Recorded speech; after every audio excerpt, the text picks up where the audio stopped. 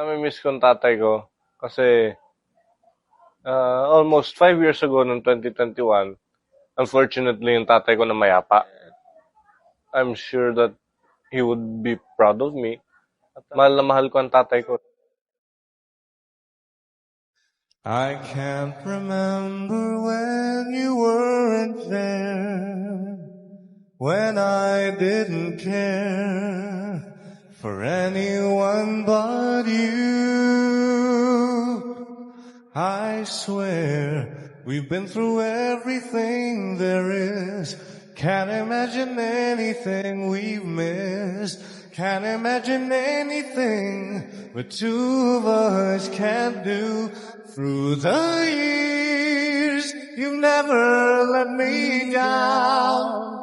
You turned my life around. Almost 5 years ago, noong 2021, unfortunately, yung tatay ko namayapa. Bata pa siya nung kinuha siya. Because I know that everything happens for a reason. And I believe in God's plan. But 44 lang ang tatay ko nung namayapa siya. Hindi ko naman maiwasang maiyak kasi 10 years old pa lang ako noon. He's a big part of my life kasi mahal na mahal ko ang tatay ko eh. Kung narito man siya ngayon, I'm sure that he would be proud of me.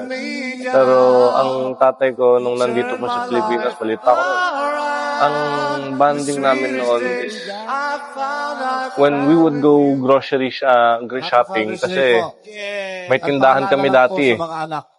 Kapag bumibili kami ng stock, ng bilihin para dun sa tindahan, lagi kaming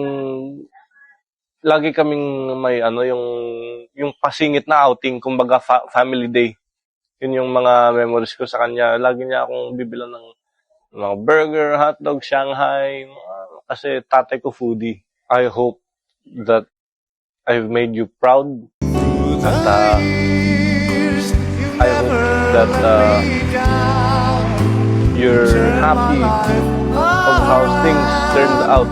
Kasi even if he isn't physically here, even if he isn't actually here, he's at peace ngayon. Kaya masasabi ko lang sa kanya ngayon, mahal na mahal ko siya. Maaari lang talaga.